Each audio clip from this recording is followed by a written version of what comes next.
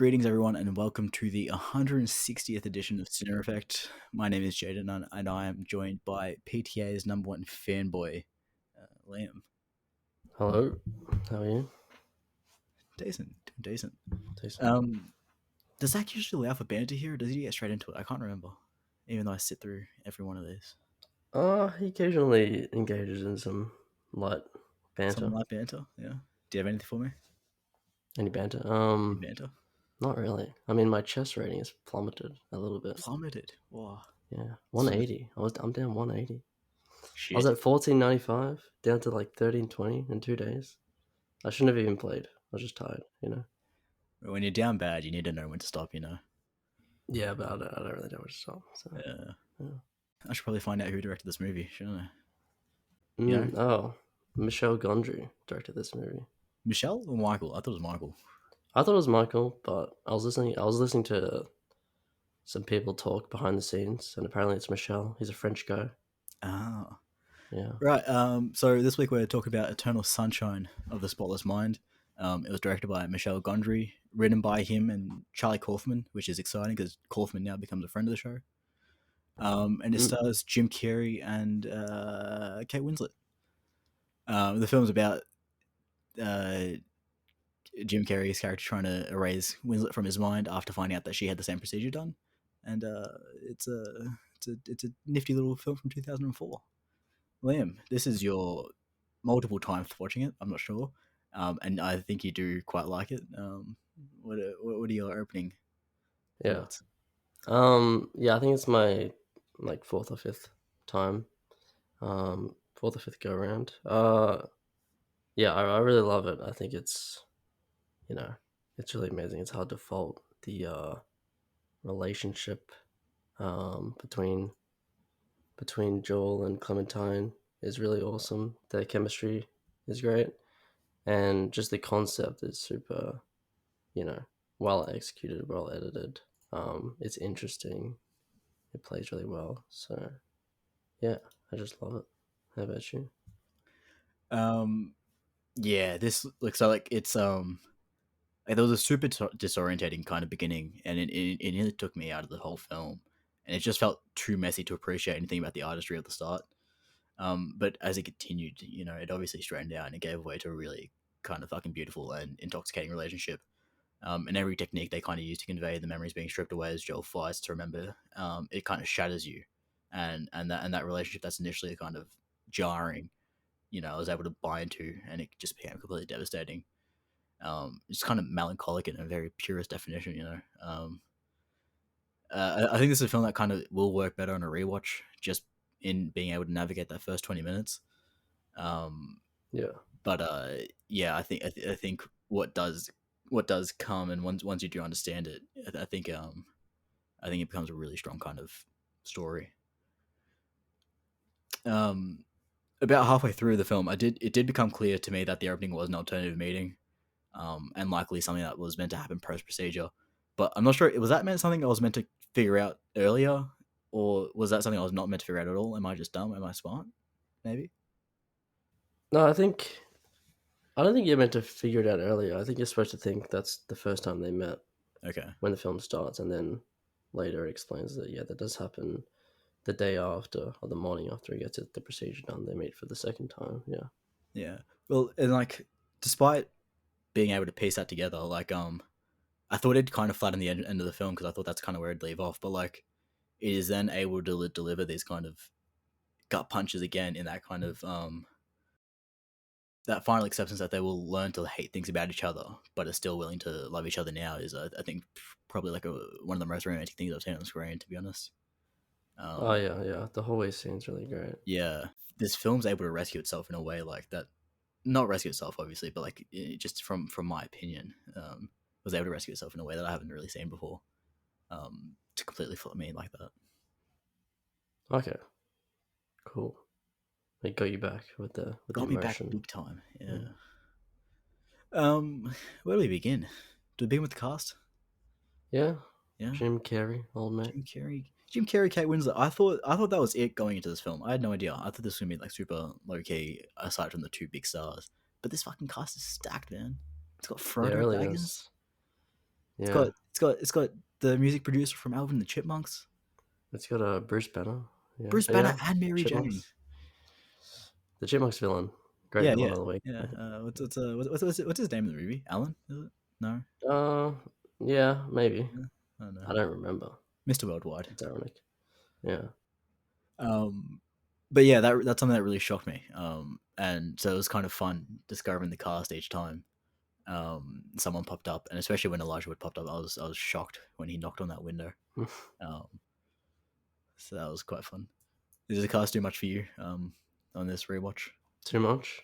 When we get to Kirsten Dunst, it's kind of like, damn, we're really, pushing this stacked cast here. But no, yeah, yeah, it's really great seeing these actors in different roles. I mean, Jim Carrey, first of all, you know, obviously this is very different from what he usually does. I think he's probably like his best dramatic performance. I haven't seen many dramatic performances from him. I think the other big Um, one's Kidding, isn't it? The TV series he did. Kidding? Oh yeah, yeah. He played like a TV host or something in that, right? Yeah.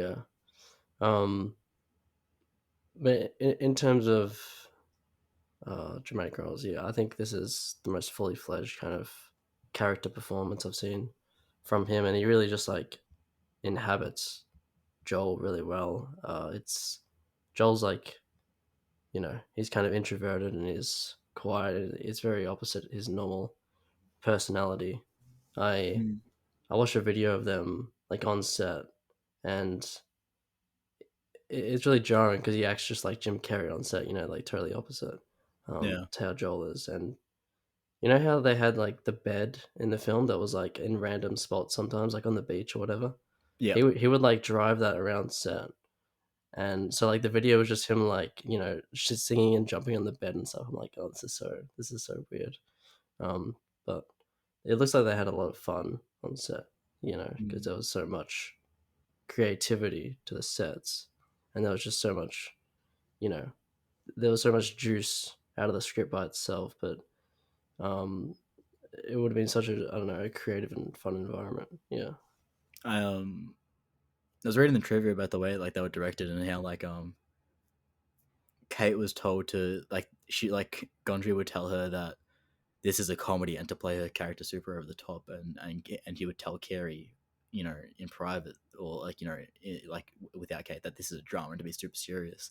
um and I think it's a really interesting choice that to flip those roles, probably a very conscious one. Well, obviously a very conscious one. I don't think you make a film like this without thinking everything through 6,000 times. But in just flipping the roles that Carey is known for that boisterousness and by that point, Winslet was a pretty solid dramatic actor. Mm. I think.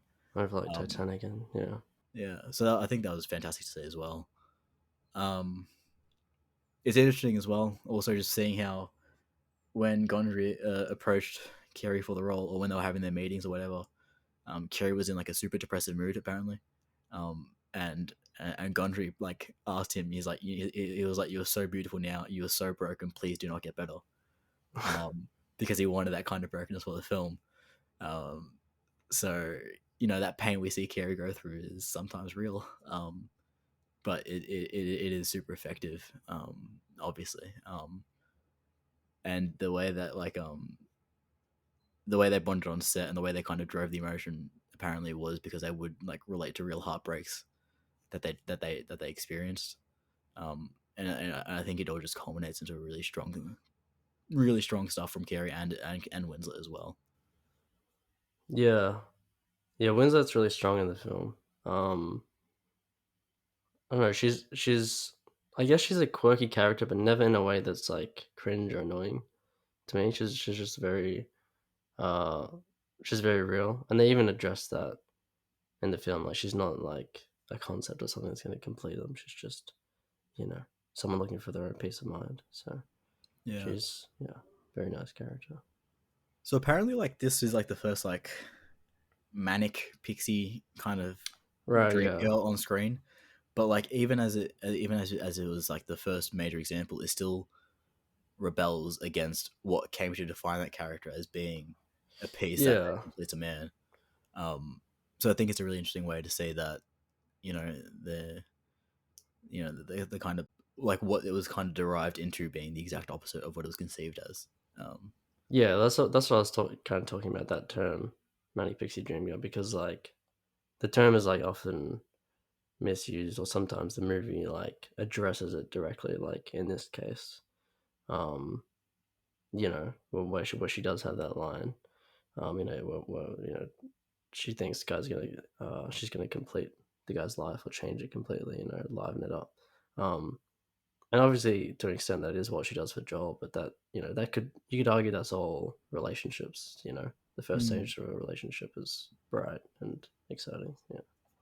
Well, apparently, in like an alternative cut of the film or an alternative ending, you see like a really old Clementine going into the dream clinic, asking for the procedure again, and then when you look at the screen, it shows like she's had a history of like forgetting Joel Barish like 15, 16 times.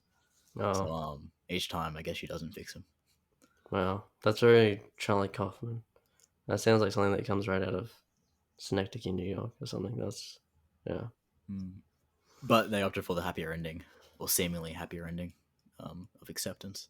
Mm, Would you have preferred to have it end on that kind of, you uh, depressing note. yeah, No, no, I like where it ends.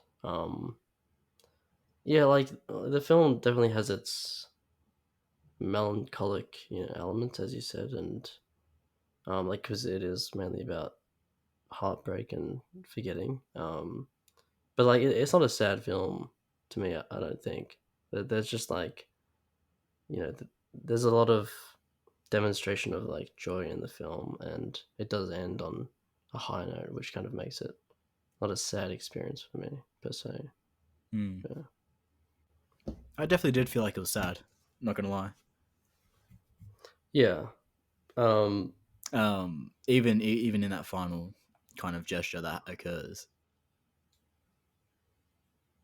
Um, it is sad, but I don't think that overwhelming. Like the major experience is sadness. Yeah, for me. yeah.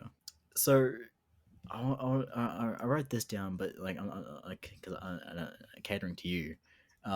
For me, like while the two films aren't entirely comparable, but this is if I was to look at Punch Drunk Love and this together, this is leagues beyond Punch Drunk Love.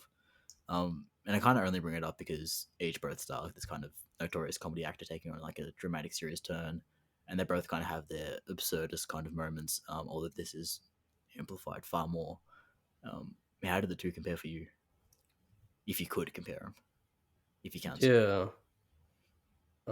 Punch Drunk Love. I think. Well, I think Punch Drunk Love still like far much of a comedy and uses Adam Sandler's like persona and skills in the traditional kind of way, like when he has his kind of anger outbursts. Right, Punch Drunk Love was meant to be funny. Yeah, unfortunately, yeah. A lot of these techniques that they kind of show throughout the film about with Joel's memory erasing are done like practically apparently, but I think there is a fair bit of CGI to supplement it, especially in the bookstore as you kind of see all the titles and the details vanishing, Hmm. which is really sick. Um, do you have like a particularly favorite kind of like moment of like a memory being taken away or like just I don't know. I think when they do like when they have like people's faces being like totally like identityless, like that's a really eerie. That was really eerie. Um, but like emotionally, I think. I mean, the house crumbling, is yeah awesome. When they're having that last kind of conversation, and Joel's like, he's narrating it as it's happening, kind of. I mean, that's the thing about the movie is that the fact that it's happening in Joel's mind while he's having this procedure and he's remembering um, back on his experiences, he's able to interject himself and change them and talk to his you know the people in his life in his head, I guess the characters in his head, in fun and interesting ways. Um, which yeah, they constantly reinvent it and make it entertaining. What about you? What's your favorite thing with someone? I I do love the house crumbling at the end because I think that is just when everything kind of hits the most. And I also love like obviously the kind of make me in Montauk, and since it's the creation of a new memory, so they can't erase it because he's. I think that's all really beautiful, and I think it really super strong. Um, so I think the house scene does kind of win out, just because like it does feel by that point. Um,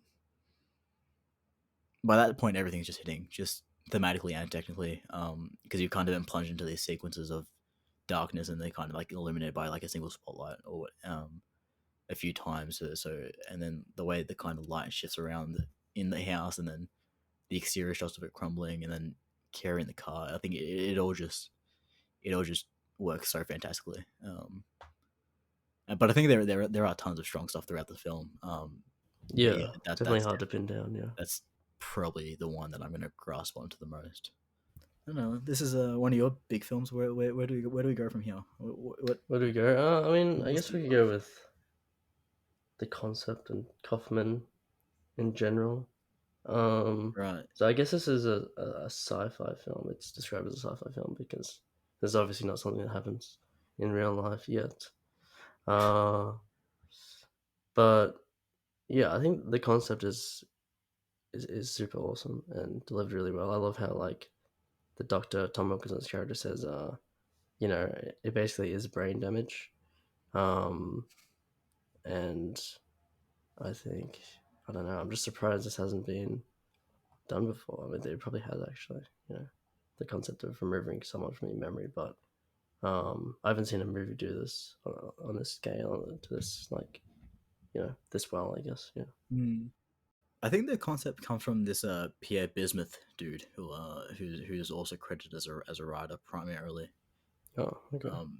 And I think that dude's pissed off because he often gets forgotten when people are talking about the creation of the film. But yeah, I think the concept is still today super unique because I think typically what you see in sci-fi or fantasy when there is kind of this kind of erasure component is erasing.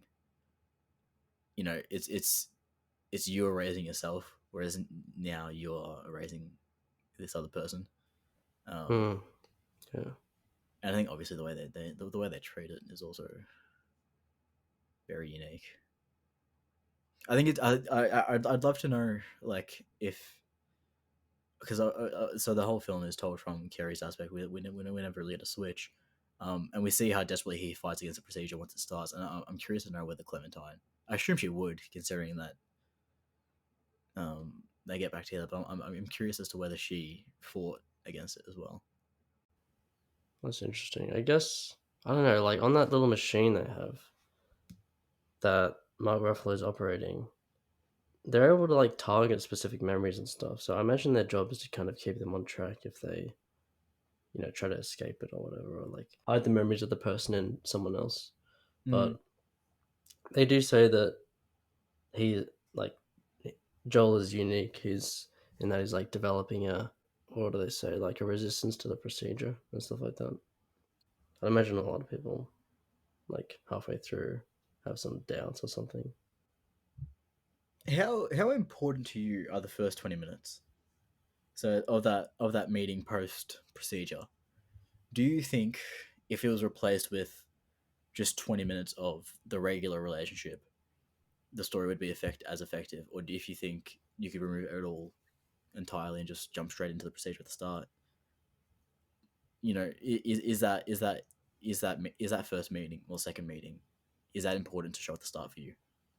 Yeah, because I think it like kind of just grounds grounds the movie into like a relationship centric uh, film primarily because like just seeing their dynamic and their reactions, you kind of like learn everything that you need to know about their characters and how they interact with each other in the first 20 minutes, and kind of the chemistry that they have as well. So I think it's a great demonstration of that, before we kind of go balls to the wall. What do you think? Yeah. Well, it's something I was debating with myself, like because I don't see why it wouldn't be just as effective to have 20 minutes of just good moments of the existing relationship and then a hard cut, or to this kind of breakup point. Um, Obviously, it'd be a lot more straightforward. Okay. Um, Do you mean like a montage or something? Or yeah, like, yeah. hmm. Not necessarily like a rapid cut one, but just key moments, spend some time with them, but mostly happy, and then you hard cut to this kind of where it is, and then I think it'd still achieve it'd achieve a similar effect to first time viewers, but on second times around, it would never be as effective as what this opening is. Is kind of what I would is Oh, what I would okay. Because conclude. because it's confusing on the first watch. Yeah, Okay, yeah. I mean, I think the movie, like, because it jumps through memories so much, I think including it at the start as a montage would be a little, I don't know, like unstable or something. But true, true. yeah. I mean, obviously, we're not meant to fully get into the nitty gritty of it, but like, how does the procedure work? Like, for example, with that dude that lives in the same apartment building where he asks about Clementine, because obviously, like, he's not going to forget. So, what happens if he asks about Clementine to Jim Carrey the next day, and then Well, he gets the letter from Lacuna. Um, we see that he gets like the yellow notice. Okay. Uh, So everyone in his life gets like the yellow notice. does that go to everyone that was affected by it? Yeah, I think so. Uh, Everyone that knows about him and Clementine, I guess. would would you have this procedure done? Because they're showing that it's not only for loved ones. Like someone's trying to forget their dog that's Yeah, obviously died. Buster. Yeah. Uh, Um. hmm, I don't know. Maybe. I don't think I'd want to forget a whole person. mm, So much. Maybe specific memories. yeah, But yeah. partial brain damage. Mm, I can live with that. The film is just able to constantly nail moods as it moves through. Every time, um, from this kind of melancholic depression to this kind of childhood wondrousness.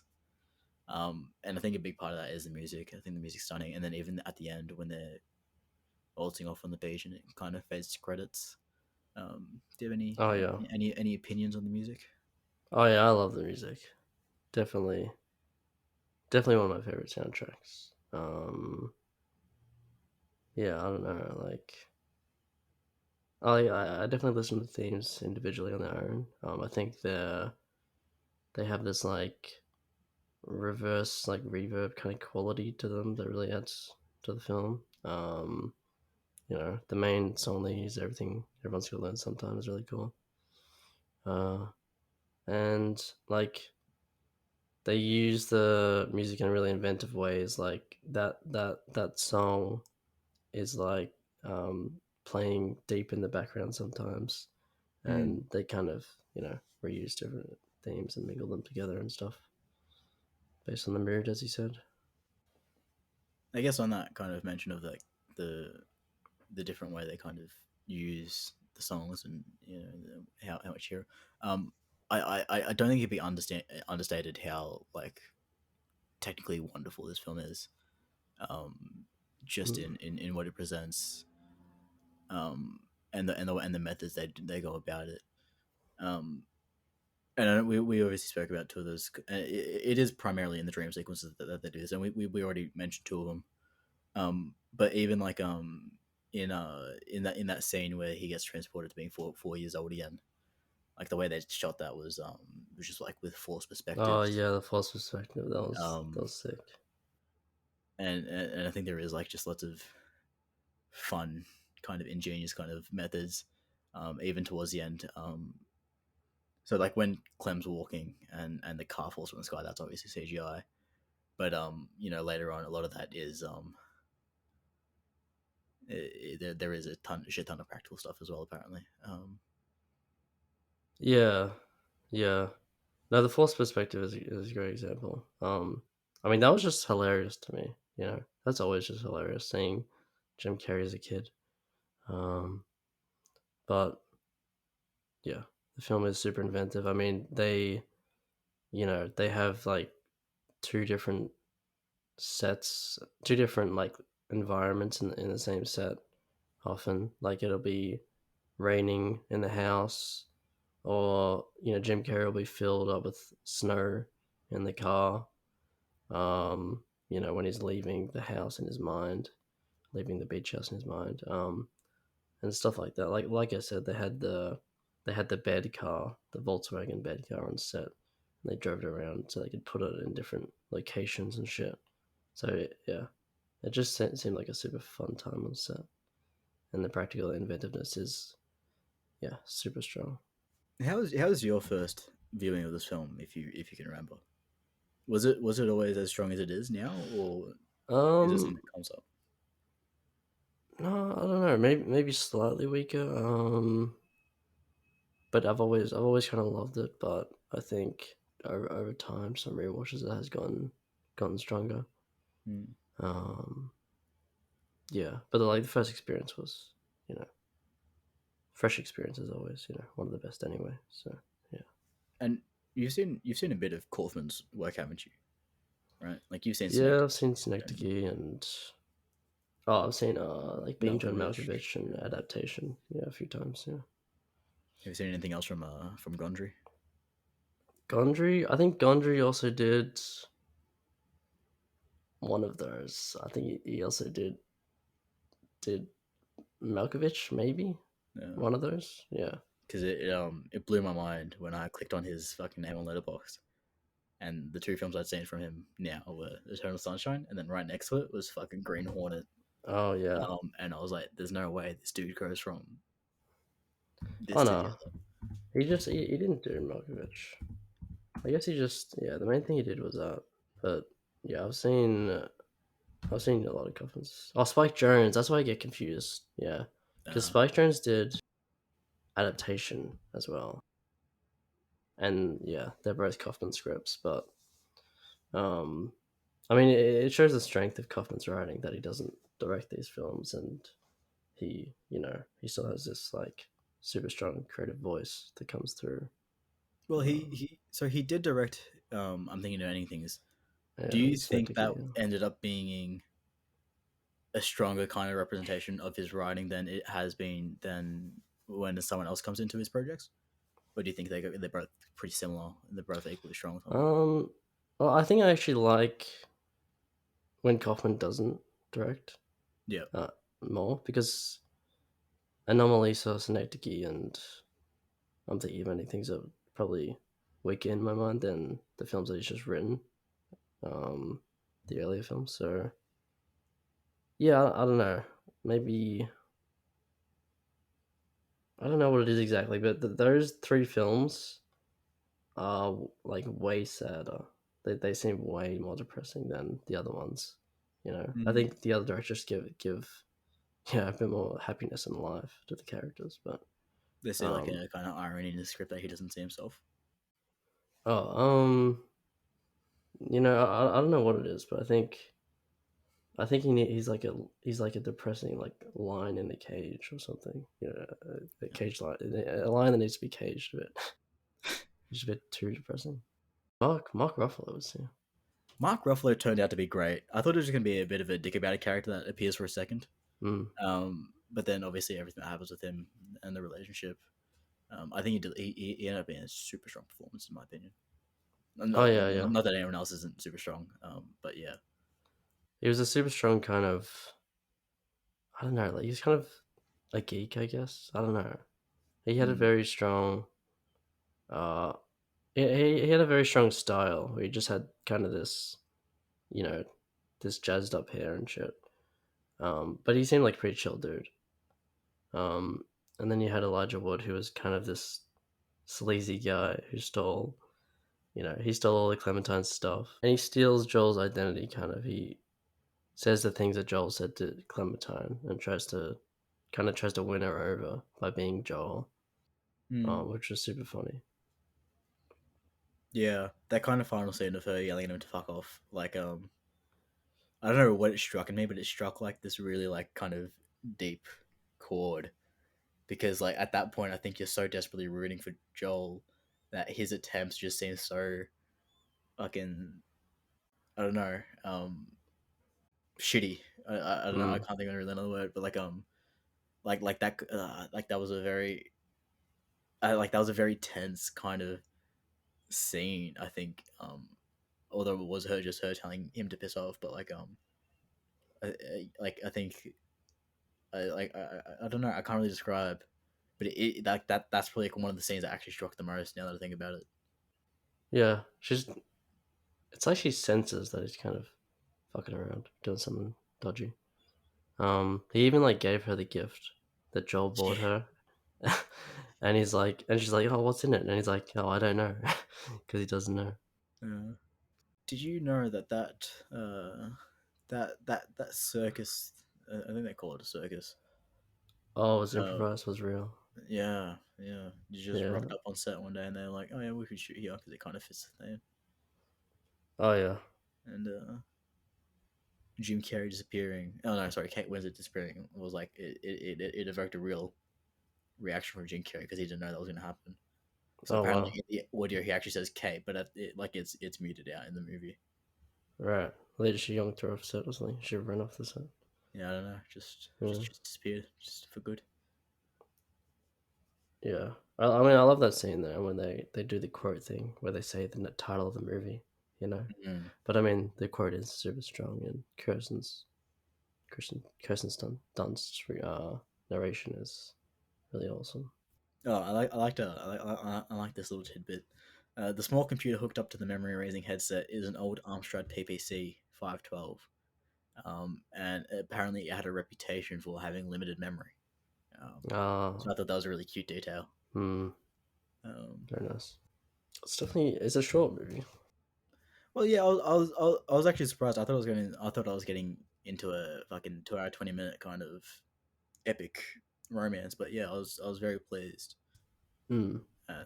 You know, still decent length. Like it's not a 90 minute film, but it's yeah, I think it's a pretty kind of healthy runtime to show what you needed. I guess getting into the nitty gritty of it, like the little tiffs they have in the film. You know, the relationship problems and drama is really great. Even how they show that with the Alvin and the Chipmunks character, him and his wife are always kind of arguing about small things, like him banging away at a birdhouse in the Mm. house. But like I don't know, just really random, specific things. Like well, Clementine always kind of bags Joel for his like this is one of another one of Joel's self fulfilling prophecies or whatever. His pessimism, I guess, is something that she has a grudge against, and then you know like personal like hygiene things they bring up as well, which is just I guess that's not the issue itself, but it's a way that the the problems in the relationship kind of come out in argument. But I mean, yeah, like the way that they argue in the film is really solid and seems really real. I kind of wish I had a more direct way to relate to the film. Oh yeah, yeah. Obviously, I'm you know wishing for heartbreak on like a fucking unknown scale, but I mean, I guess hats off to the editing as well. You know, that's what this film would have been a monster to edit. Um, apparently it was obviously. shot in sequence, like in Oh really? yeah. Huh. So I guess they didn't have to do too much like rearranging of shit, and that's why like I was also reading like Kate Winslet's like hair was wigs, not dyed, because like some days it would require her to flip the hair, like on the Mm. day, so she had blue and green on Oh, some okay. days. So they didn't do as they like filmed all the blue hair shots, and they filmed all the Yeah, orange hair shots. I mean, That's I'm sure interesting. it'd still be a fucking massive job to edit, but yeah, I guess it wasn't too much like having to splice around. Like like I don't think I will ever get over the feelings that kind of get evoked later in the film from an audience perspective. Like not kind of an empathy of for the characters, but like just like a just what each segment kind of you know like just how different segments position me. I just think it like the more I think about it, the more I kind of look back on it, just the stronger it is, and the more kind of unique I feel each one is. I don't know. Like I what? assume Like you have a, I assume you have a similar thing where like it's just like this kind of incredibly strong kind of attachment to things in this film, right? you mean like what emotion? Like the different memories evoke, that kind of thing. Not even just the memories, but like like the one that pops up is like the kind of. I guess it is kind of. I guess it's still a memory, but like it's kind of Joel disorientated as he kind of like navigates like kind of it feels like multiple different memories kind of all disappearing at the same time, and it's one of those shots where it's like blacked out and there's like that spotlight that kind of moves Mm. around, kind of highlighting it. I think what that kind of how that made me how that made me feel is just unique. Mm. And I think that's all. I think that's forever going to be the case of this film. I think it's always going to be unique, to be honest, unless they remake it. But you know, Yeah, yeah. It still feels unique even after rewatching it. For the fourth time, or whatever. And um, no, yeah, you're totally right. Like the uniqueness of the sequences and like the specificity of the emotion that it evokes is very, um, yeah, very very special. I'm uh, I'm happy to end it there. If you're Yeah, I think I'm good. Liam, what's your final verdict Well, for Jaden, Eternal Sunshine of the Spotless Mind? I'm gonna give this film the big Kahuna.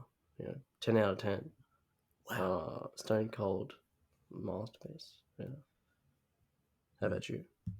I think that's an entirely valid perspective, and I think eventually I will, if I ever do rewatch this, I think I can perceive it better. But I think at the moment I'm gonna have to put an 8 on it. An 8. An 8 after everything I've said. Um, because like like although like you know I've talked the hell out of it, like, and it definitely does deserve all this praise. I think I undersold how much I was taken out of the film by that kind of early Okay. um, Yeah. sequencing. So I think it definitely does warrant a rewatch to kind of fully appreciate.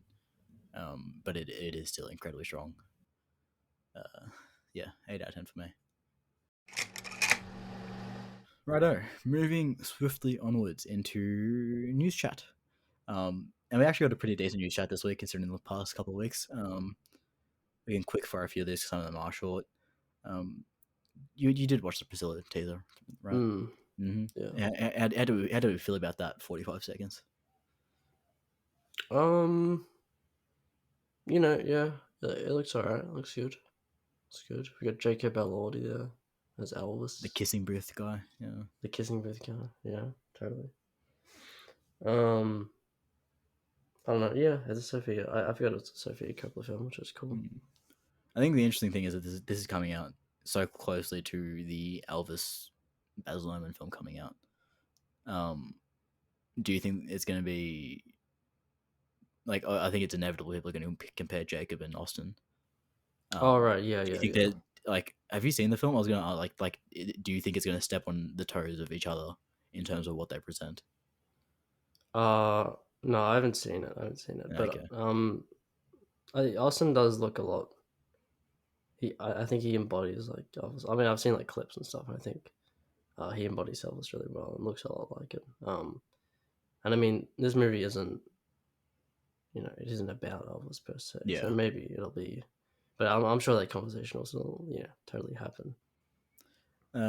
Righto. We also got a Challenges trailer. This is the new Luca G film, starring Zendaya. Yep. Um, how'd that one make you feel? Um. Yeah, I don't know. Yeah, it looks alright. Yeah, not gonna lie, it did fuck all for me either. Yeah, I think it was a lot of fun on Twitter afterwards, seeing everyone make comments about Tom Holland watching the trailer. You got entertainment from that. Yeah, but the trailer itself didn't really show me much. But you know, I guess he is a slice of life director, and this feels very slice of life. Just not much to comment on at the moment. Yeah, yeah. I mean, there's definitely an element of like, you know, sports film kind of thing, but it does Mm. feel like it's more about the little triangle thing they have going on. Or, yeah, triangle thing. love Um, triangle, diff kind of thing. did you end up watching the Fear the Night trailer? No. Yes. Maybe. No. Wait, what was that called? Fear of the Night? Fear the Night. No, I didn't. No. No. I was just, it's just a new Maggie Q film. It looks a lot like Your Next, which is where these women are going to get hunted down over the course of one night. That sounds a lot more malicious than what it was meant to be. But Yeah, why do you love that film, Jaden? nah, your next is about a family getting hunted down by these contract killers. This one is just takes it and makes it an all female cast. So that looks exciting. Not because women are getting killed. Just because it looks like a film I really like. Sure, sure. Yeah. And wrapping up the trailers, we got Craven the Hunter as well. The new Sony Marvel film. It looks like it could be another misstep, but it also looks like it could just be dumb fun. But then again, so did Morbius. Morbius. Comparing this to Morbius. Same studio, same kind of fucking deal. Yeah, I guess so. It looks alright. It Yeah. doesn't look like a Morbius, but Mm, the action looks pretty decent, I think. yeah. I don't know if I'll watch it, but you know, Aaron it Taylor Johnson looks too much for you. competent. Um, not really, not really. No? I'll be Oh. honest, not really. Russell Crowe was in the trailer as well, right? Yeah. Yeah, I think Mm, he's the dad. Yeah. that surprised me. I had no idea he was involved. And we kind of did quick fire through all this. So I guess I will mention bring it up. Secret Invasion, the new Marvel Disney TV show, used AI to create its title sequence, and it looks shit house. As well Wow. is the main issue. But in our pre discussion, you expressed that this didn't really annoy you too much already, which surprised me. So Um. So wait, what is exactly the title sequence? So that's like, oh, you just mean like the credits, right? Like, the opening credits, yeah, oh, okay. I thought you just meant like the font or something, but okay. Yeah, I didn't really look at it, but if it's small, I don't mind. You know, if it's like guided by a lot of designers and it's small, it's like you might not even know it's AI. But this one, looking at it, definitely does look like AI. yeah. I think a lot of creatives and a lot of industry people have really taken this as a slap in the face, especially while the writer strike's going on, and while it seems like studios are trying to actively erase creatives and replace them, which I think is why this is being taken so harshly. Hmm. Um, I think it is stupid as well, especially when you look at other because it's nothing special either. It is just still images with a little bit of a swirl, and like you've seen it done shit tons of other times to a far better effect. And this choice really just does confuse me. And they try to defend it because I think the director came out with a statement, probably forced by the studio, to say the title sequence is meant to be aid in the commentary about what's human or what's Skrull in the film is meant to be, what's human and what's fucking AI in the title sequence, which is really cheap and fucking bullshit if I ever seen one. But does that explanation work for you at all? Um. It's meant to enhance the show's themes. I don't know. It does seem a bit corporate cop Mm, outy. Yeah. Definitely sets a yeah, bad precedent. Yeah. I think it's interesting as well, just because there was recently a discussion about the AI used in creating Spider Verse, in that it was often used to for simple keyframes, just to take out the monotony and streamline the task for a lot of animators. And like I think that's a fair use of AI, because Right. Okay. Yeah. it is used by creators, and it's still got a massive fucking team of 1,000 people or whatever, and it's used to aid the job. Whereas this is literally taking and replacing job. You know? Okay. Yeah. That's the kind of thing I thought this was, but um, yeah. If it's like if it's like touching up the film in that way, then yeah, I think that's okay. Next, we go to what we've been watching. Um, Liam, big week for you. Oh, No, I've been watching this show, but I can't talk about it yet. I got to get further in, uh, you know. But I watched Triangle of Sadness, uh, which was who's the director? Like Ruben Ostlund or something. I don't know. that's the one that got nominated for awards last year, right? Yeah, it got nominated for a few awards. I mean, it was at the Oscars. Yeah, Hmm. it won some shit. But yeah, it was pretty good. It's very, it's very social commentary type film. It's very heavy-handed about it. But I think, as some people have said about the film, that's kind of part of the fun, you know. Yeah, it's a very funny film. It's a satire of kind of rich people on a boat, I guess. So very Joker, very society. But like it does have some extremely funny sequences, and um, it ends on a good note too. So yeah, it's very long, which is probably the only issue. Oh, is it really? It's like 2 hours 20. Oh, I would never expect a film like that to be 2 hours 20. To be honest, yeah. Mm. Yeah, neither. Yeah, but it's broken up into three parts. So they Oh, try so I to can watch it do, over 3 nights. yeah, like an episode, like TV. Yeah. Um, so I guess it tries to do each part justice. Which some people like had an issue with the third part. I thought it was okay. I thought it was good. But yeah, good film. Good film. I don't think I really watched anything too exciting. I did rewatch through Nolan's Batman trilogy, and I did start rewatching the Batman before I was interrupted. And I kind of took this on because it annoyed me how much that Batman to me now was just Pattinson and Matt Reeves and Giacchino. You know, like everything, just because the Batman when it did come out last year did become my favorite superhero movie of all time, favorite fucking movie of last year. I think. Hmm. Did I say that? Maybe. Did I say that last year? I think so. Yeah. Probably. Um. So I want to see, just how does it stack up against Nolan's films after not watching them for a while. Um, and like it is just it has just almost completely erased him. Like I started watching Batman Begins and I was expecting to hear Giacchino's Batman theme. I was like, Really. dun, dun, Dun, dun, dun, dun, dun. dun, Yeah, and I dun. was like, oh, hold on, what's going on? And even Bale, I'm less convinced on Bale now after seeing Oh Pattinson no. and even the world of Gotham. I think Gotham in Batman Begins is really cool, and because we kind of get to see this like sleazy, unique kind of depiction of it before it moves away into this more kind of standardized city Hmm. of Chicago and then New York kind of styles. Whereas the one in Batman still kind of has this kind of gothic kind of through line. Um, but yeah, watching them again was great. Like, I still did have a lot of fun with them, especially with Bane. I'll always give Tom Hardy a shout, especially because people like to talk shit about it.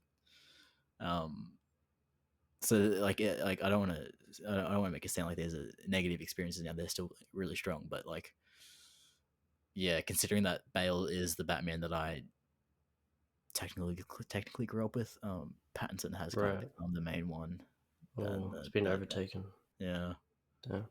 I guess Ben Affleck is technically the one we grew up with, like in terms of like he was like around during like the big formative years of comics, I guess. But like, I think it was always Bale for me up until Pattinson. Yeah.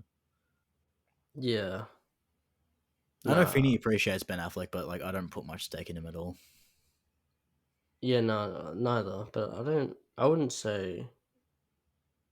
Yeah. I wouldn't say we grew up with him either. I think. I mean, Well, what was the just first one you more appeared? personally, I think because Ben Affleck kind of like his Batman was when I was peak into comics, Oh, okay. Yeah. Yeah. like Bale was kind of the one that I was more familiar with, like as a child, and but yeah, I think when I was kind of most into all that, it was Affleck, but I still Hmm. never fully bought into him. I don't know. Moving on to our question of the week. Last week we asked you who is your favorite villain of the week slash minor villain. This was inspired by Andy and Spider Verse. We have had some submissions, thank God, late because we are recording this early.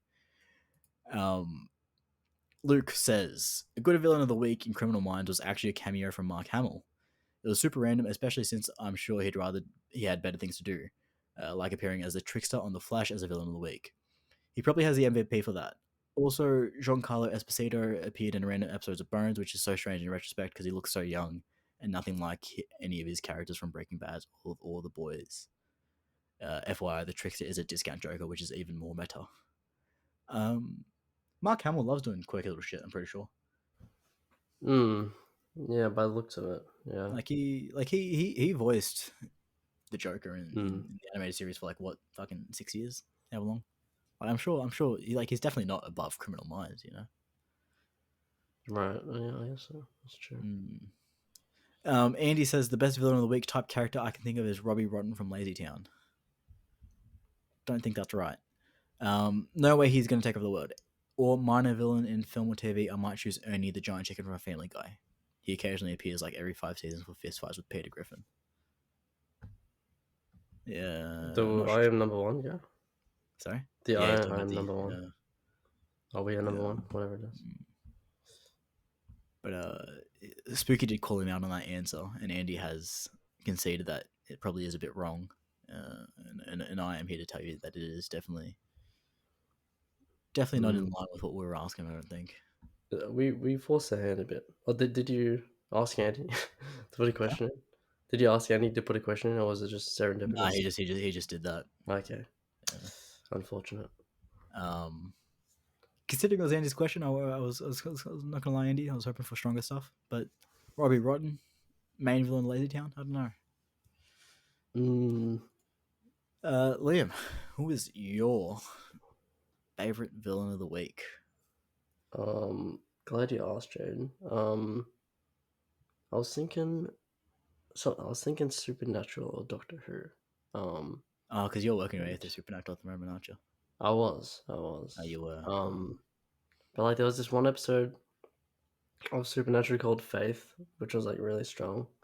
But like the villain itself wasn't exactly strong. So, um, yeah, I chose against go for that. But I go for the Ood in Doctor Who. Dude. They're pretty cool. They're like an example of something that looks kind of generic, but then when you get into the meat of what they are, you know, their telepathic abilities and stuff, and their how they how the story progresses with them, it's really cool. Especially in those, you know, Impossible Planet Satan Pit episodes, they really Baggins. stand out. Yeah, they're really good episodes. So yeah, the Ood are a great villain of the week. My villain of the week is the AFL umpires. Um, I was at the game last night, the Geelong Melbourne one, and it is just unacceptable at this point. I don't know how anyone can sit back and watch Geelong every week and say that the umpires are in any way fair. It isn't even about calls being made against us. Sure, fuck it, whatever that happens, but it is the fact of the inconsistencies of calls. The same shit would happen fucking by the movement on opposing teams, and it would be get called differently, and it happens every time. And an investigation has to be taken into these fucking villains because that is what they have become. They have become too important to the game, and something needs to be done to control their power. Wow, Um, corruption. yeah. Even fucking, I went to a game with Finney a few years ago, and even he turned to me. He's a Saints supporter. He's not even Geelong supporter. He turned to me and he says, "I get what you mean now." He said that. It Wow, is There is something wrong there. are you twisting his ear, And or is they're this real? no, Is it I'm real? being dead ass. And the umpires are so protected that no one says, commentators can't say anything, coaches can't say anything, fucking players can't say anything. So they get away unpunished. They are fucking villains. Why do they hate Um, Geelong? Sorry, What do they got against Geelong? I don't know. The fuckheads. It's like, look, just you go to I don't know. I go to like what 8 games a season because of the home pass, whatever. And it is just every game, and it is the same for. I've been going 10 years. It is the same, man. The same Maybe it's just the same five coaches, five umpires. umpires. Yeah. Yeah, they're all dickheads, man. Mm. Um, Other than that, yeah, Killian Murphy as Scarecrow is pretty awesome. He was my highlight of Batman Begins, so I will also say him. Right, right. Righto. I think that's it for this week, is it? I believe so. Yes. Mm. Um, Next week, you and Zach are talking about Succession in a pre-recorded episode. That's And as right. such, there is no question of the week because they will be unable to answer. Succession is available on Foxtel, Binge, HBO Max, all that. Mm, If you want to try and bang out 3, 4 seasons in a week, 4 seasons. yeah, Yeah. I was meant to catch up on Succession, but I have done zero time watching it. you're meant to. Huh. Yeah, I've opted to watch Pokemon instead. Ah, the superior series. Um, yeah. Well, Succession ran for what, 4 years? Pokemon's been doing 25. Oh, So, sure. So it's home and away, but yeah, thanks for joining me, Liam. that's Uh, okay. Thanks for hosting, thanks Jaden. for thanks for watching, listening as usual. Drop comments, leave likes, do all this shit, and we'll see you next week. Oh well, not really, but yeah, kind of. You'll listen next week.